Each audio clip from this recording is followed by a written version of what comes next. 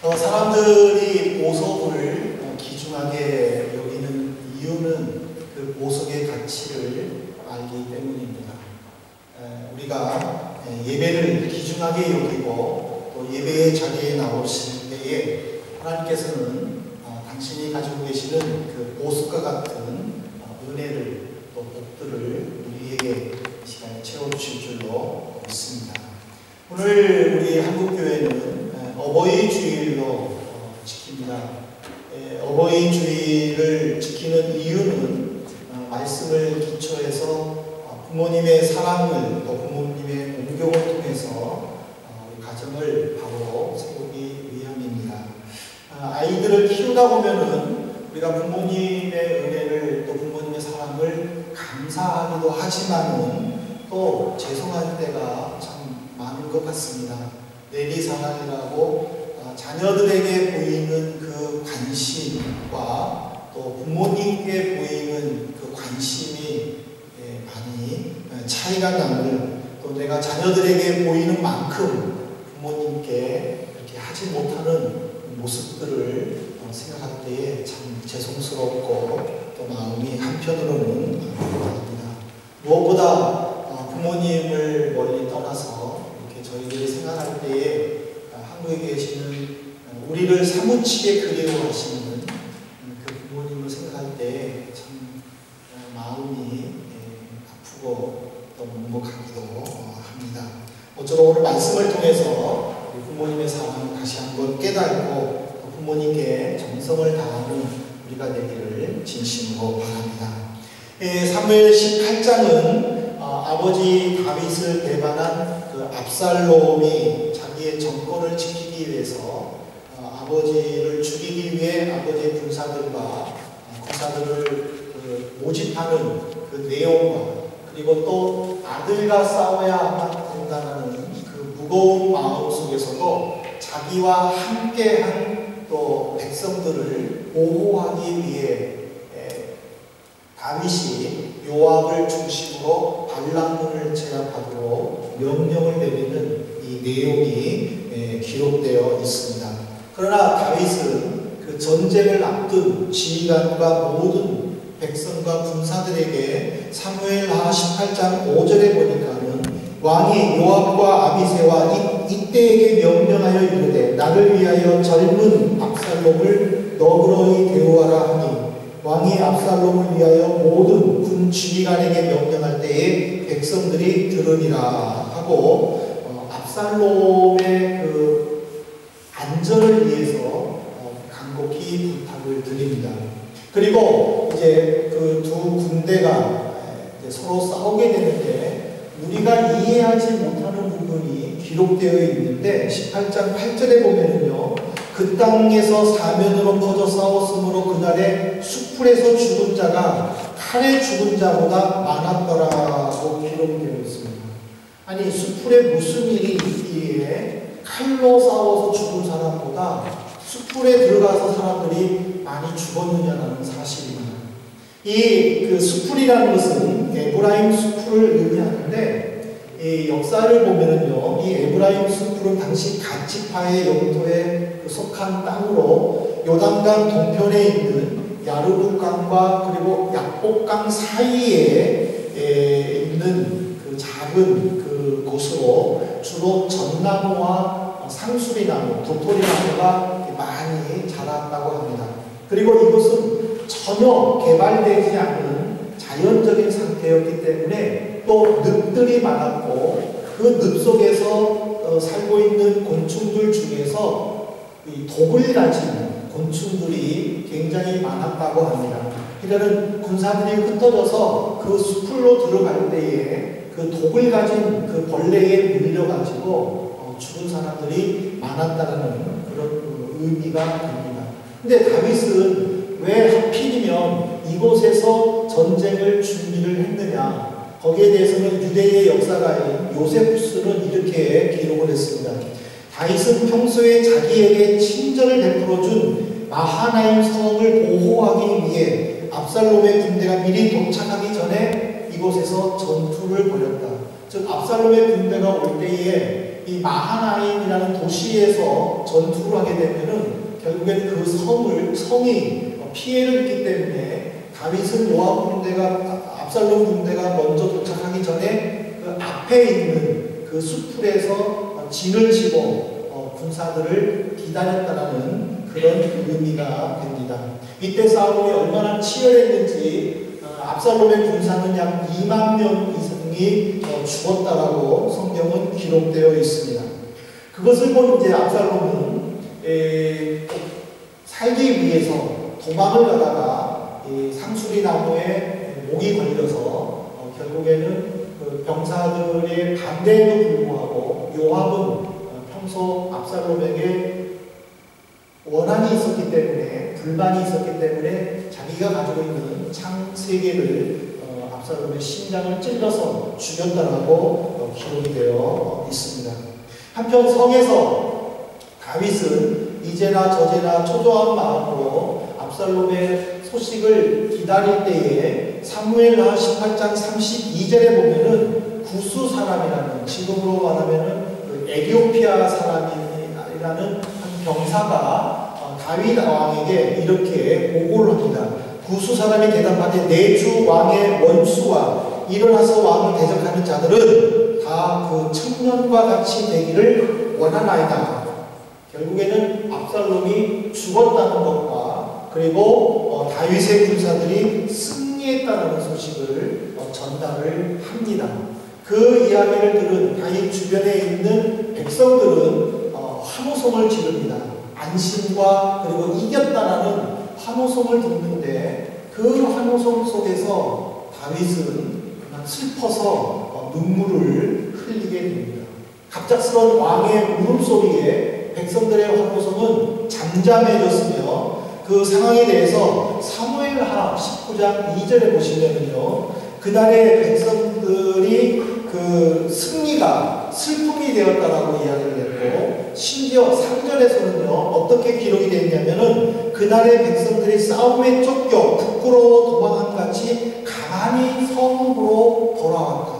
그러니까는 이게 전쟁에서 승리하면은 막 기쁨 속에서 환호를 지르면서 이렇게 와야 되는데, 패한 사람들은 조용히 몰래 들어간 같이 전쟁에서 승리하고 이겼음에도 불구하고 다윗 왕이 슬퍼한다라는 소식에 군사들은 몰래 들어오고 백성들은 저마다 승리의 기쁨도 누리지 못하고 뿔뿔이 흩어지게 되었습니다.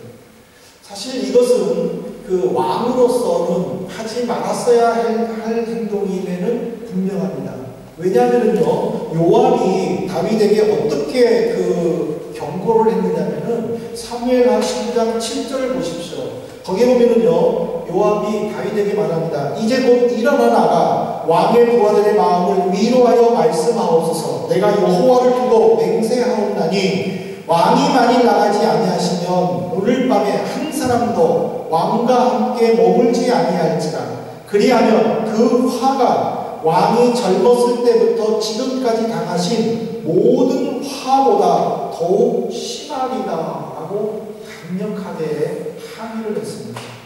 그 항의를 들은 다윗은 자기의 감정을 추스리고 성문 앞에 나가 백성들을 향하여 손을 흔들었고, 왕이 기뻐하는 모습 속에서 백성들은 이제 승리의 축제를 벌이는 내용이 사무엘하에 기록이 되어 있습니다.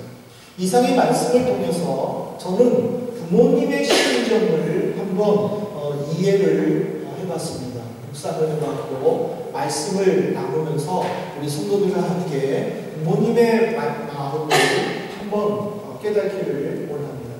첫 번째로 우리 부모님들은 오직 자녀 걱정만 하십니다. 압살롬은 아버지 다윗을 배반하기 위해서 장장 4년 동안 은밀하게 그리고 치밀하게 준비를 했습니다. 그 결과 어떤 일이 일어나냐면 사무엘하 15장 7절을 보시기 바랍니다. 4년 만에 압살롬이 왕께 아뢰되 내가 여호와께 소원한 것이 있사오니 청하건대 내가 헤브론에 가서 그 소원을 이루게 하소서. 압살롬은 치밀하게 아버지를 배반할 준비를 하고 난 다음에 종교적 행사를 아버지께 핑계로 속이게 됩니다. 그리고 그 헤브론에 사람들이 모인 자리에서 자기가 왕이 되었다라고 공식적으로 선포를 합니다.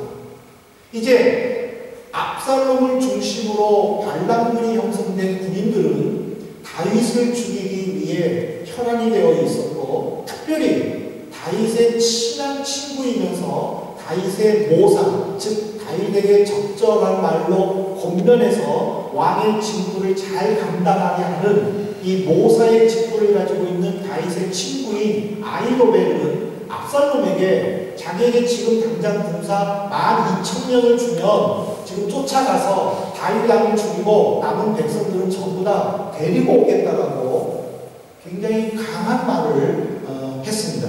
그것이 사무엘하 17장 1절에 기록이 되어 있습니다. 그리고 압살롬이 직접 군사들을 이끌고 다윗과 싸우는 이유는 다윗에 속한 모든 군인들을 다 죽이는 목적이 아니었습니다. 오직 다윗 왕만 죽이는 것, 자기 아버지만 죽이고 자기의 왕권을 강화하는 것이 목적이었습니다. 근데 반대로 다윗을 보십시오.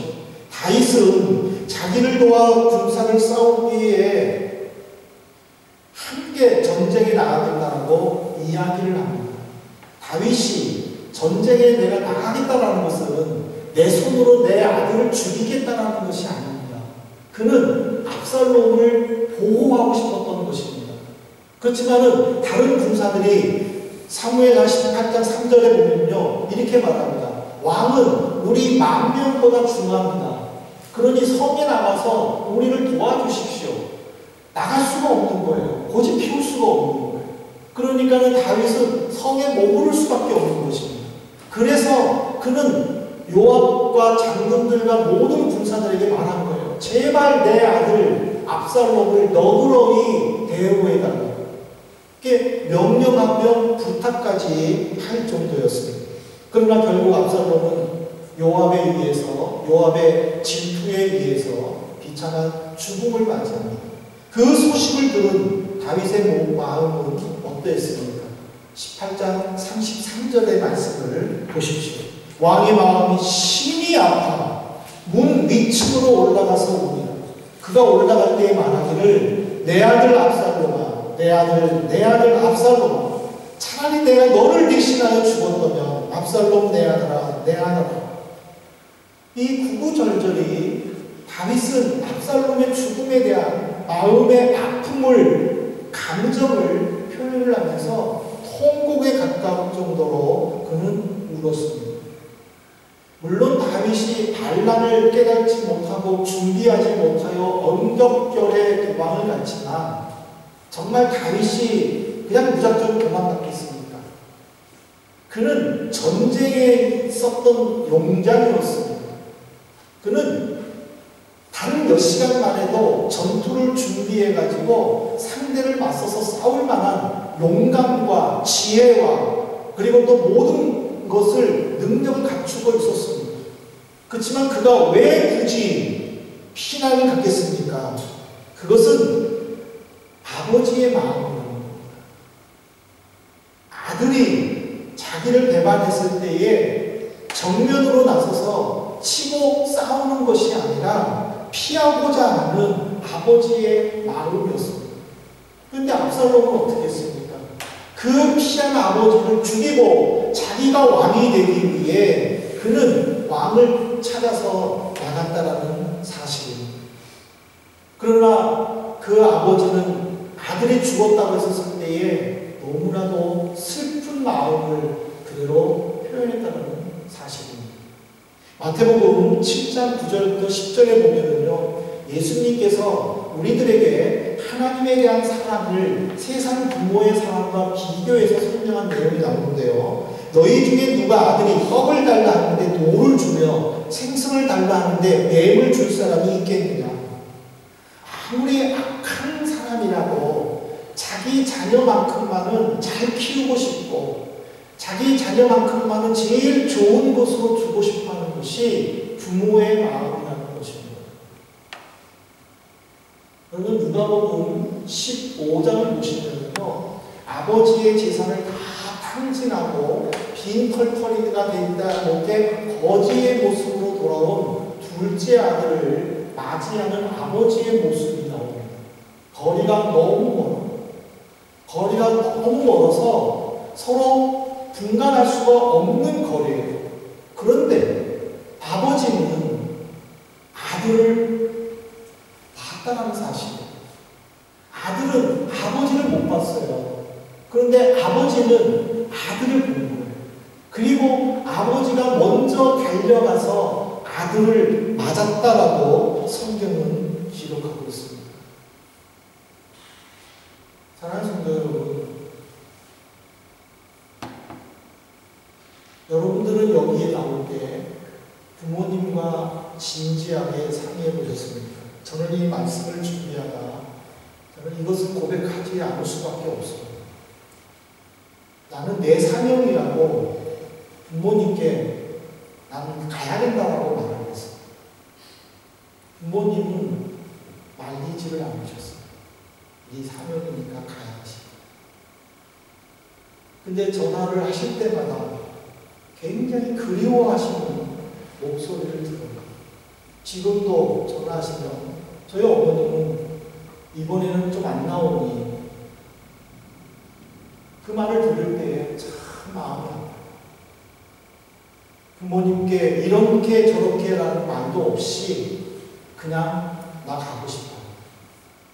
여러분들은 어떻게 부모님과 상의하고 이 자리에 나왔습니까? 부모님의 등에 떠밀려서 이 자리에 나오셨습니까? 그러면 여러분들은 참 행복하신 분들. 그런데 부모님들은 안 갔으면 하는 마음인데 내 성공을 위해서 내 생활을 위해서 부모님께 간다고 허락해달라고 그래서 마지못해서 허락해가지고 나오셨습니다. 우리 부모님들은 우리를 마지못해서 허락해줬지 기쁜 마음으로 허락해주시지는 않으셨을 것 같아요. 그러면서 늘 가슴에 사무치며 사실 우리는 여기서 내 자녀들 키우고 내 할 일 바빠서 제대로 부모님 생각 못하고 그러나 부모님은 그 바쁘신 중에도 브레멘에 살고 있는 내 자녀들을 생각하면서 그 사무치는 가슴으로 안고 예배당에서 기도하시는 모습을 조금이라도 생각해 보셨습니까? 부모님은 우리의 목소리를 듣고 싶어서 전화를 하지만 우리는 가끔 가다가 바쁜 시간에 엄마가 전화하나 부모님이 전화하나 그렇게 짜증나면서 받지는 않으셨습니다. 엄마 지금 바빠 나중에 전화할게요 하면서 끊지는 않으셨습니다. 부모님은 오직 자녀들만 걱정하십니다. 우리는 나를 걱정하지 않습니다. 오늘 이 다윗의 마음을 통해서 부모님의 마음을 한 번쯤 생각해 보시고 그 부모님을 통하여 아버지 하나님의 마음을 한 번 더 깊이 묵상해 보는 이 시간이 되길 진심으로 소망합니다. 두 번째로 부모님은 자기의 생명과 바꾸려고 하십니다. 출애굽기에 보면요, 애굽에 새로운 왕권이 들어섭니다. 그 애굽의 새로운 정권은 친유대주의 정책이 아니었습니다. 반유대주의 정책이었습니다. 그래서 이스라엘 사람들이 점점 인구수가 늘어나는 것을 바로왕은 걱정을 하는 거예요. 암날이 걱정이 되는 거예요. 이 이스라엘 인구수가 더 많아가지고 자기네 나라를 정복하고 자기들이 노예가 될까봐 걱정을 하는 거예요.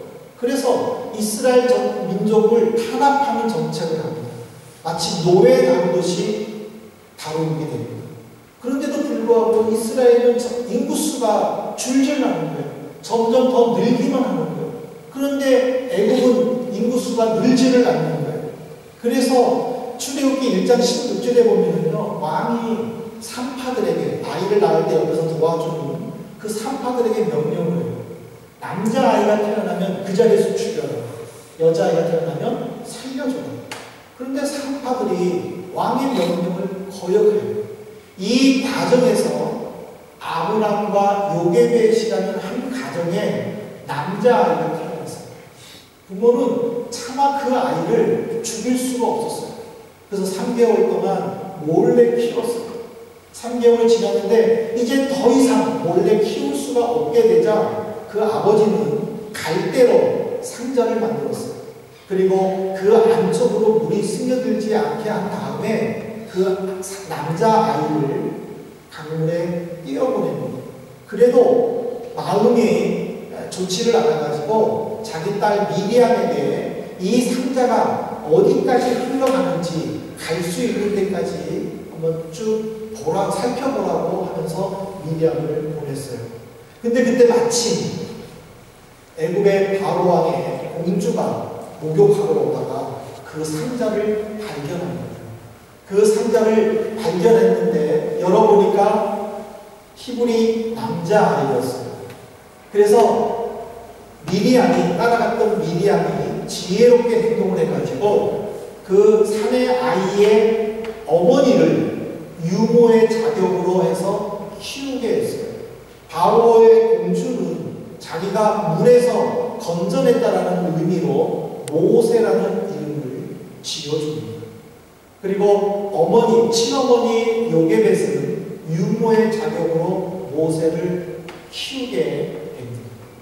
이런 일련의 모습에 대해서 히브리 기자는 어떻게 그 부모님을 설명을 했느냐면은 믿음으로 모세가 낳았을 때에 그 부모가 아름다운 아이임을 보고 석 달 동안 숨겨 왕의 명령을 무서워하지 아니하였으며, 여기서 왕의 명령을 무서워하지 않았다라는 것은 왕의 명령을 어겨 죽는다 하더라도 라는 의미입니다.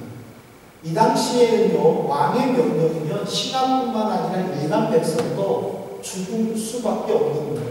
그런데 애굽의 백성이 아니라 노예 민족으로 전락한 이스라엘 백성들은 아무것도 아니겠죠. 근데 모세의 부모님들은 왕의 명령을 어겨서 자기가 죽는 한이 있더라도 아이를 죽이지 못하고 3개월 동안 키웠다는 사실입니다. 우리와 부모님의 차이가 무엇입니까? 부모님은 내 자녀가 잘 살 수 있고 잘 되기만 한다면 기꺼이 자기 목숨까지도 주려고 합니다.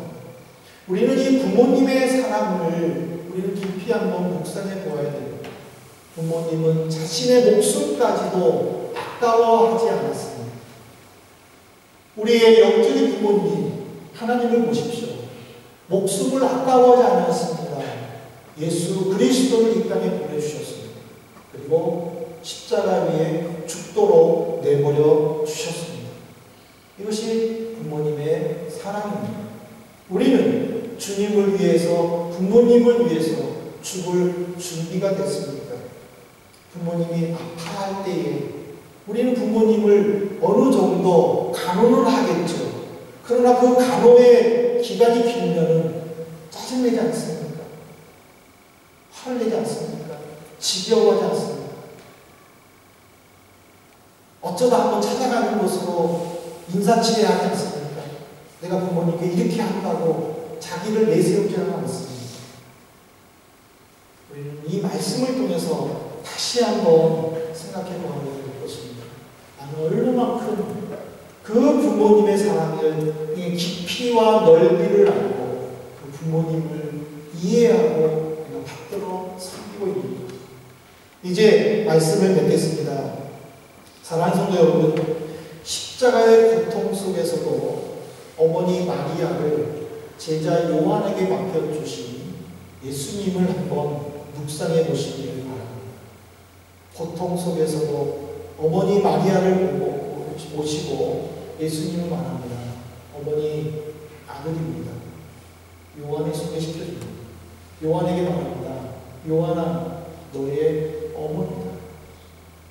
그 예수님. 우리가 예수님의 제자입니다. 우리가 주님을 통해서 구원의 은혜를 받았다면 부모님에 대한 사랑을 다시 한번 마음속에 되새겨봐야 할 것입니다. 잠언 30장 17절에 보면 하나님은 우리에게 무서운 경고를 하십니다. 아비를 조롱하며 어미 순종하기를 싫어하는 자의 눈은 골짜기에 까마귀에게 쪼이고 독수리 새끼에게 먹히리라. 하나님께서는 패륜하는 작은 새를 통해서도 그 사람을 고통 주겠다라고 저주하셨습니다. 하나님께서 모세에게 10계명을 주면서 인간을 향한 첫 계명인 5계명이 뭡니까? 내 부모를 공경하라니. 왜 인간에게 주신 첫 계명에 부모 공경이 먼저 기록되어 있습니까?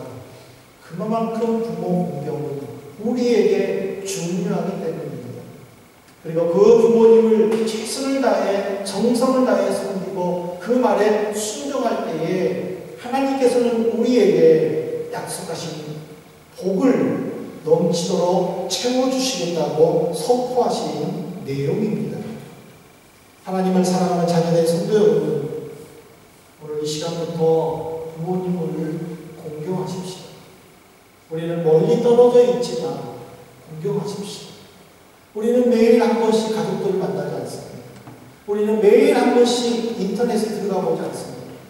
그렇다면 매일 한 번씩 부모님께 전화할 수도 있지 않겠습니까? 저희 어머님이 핸드폰을 그냥 옛날 핸드폰을 사용하시다가 한 달 전부터 스마트폰으로 바꾸셨어요. 그래서 엄마 왜 스마트폰으로 바꾸셨어요? 대단하시네. 센스 있으시네. 했더니 너하고 나오고 싶다. 저는 그 말 듣고 참 슬펐어요. 얼마나 가슴에 사무쳤으면 너하고 문자 나누고 싶어서 스마트폰을 샀다. 우리 부모님은 늘 가슴에 사무쳐요. 사랑하는 성도 여러분, 이런 부모님의 마음을 우리 아프게 하지 마십시오. 부모님의 마음을 기쁘시게 하십시오. 시원하게 해드리십시오. 그 부모님을 공경을 통해서 하나님을 공경하는 법도 배우십시다. 우리는 너무 나만 알고 나만 어떻게 상처 안 받고 나만 어떻게 평안하면 되는 것들로 우리는 늘 그 생각 속에 살다 보니까는 부모님 또 나아가서 하나님을 우리는 깊이 생각하지 못하는 것 같아요. 우리 이 시대에 세상의 유행에 따라가지 마십시오. 세상에서는 부모님을 함부로 대하고 부모님을 물주처럼 여긴다 할지라도 우리만큼만 그 부모님을 기쁘시게 하고 시원하게 하고 그 부모님을 늘 가슴에 품고 사는 우리들이 되기를 진심으로 바랍니다. 내가 부모님께 효도할 때에 내 자녀들은 나를 그렇게 대합니다. 내가 자녀에게 효도받고 싶습니까?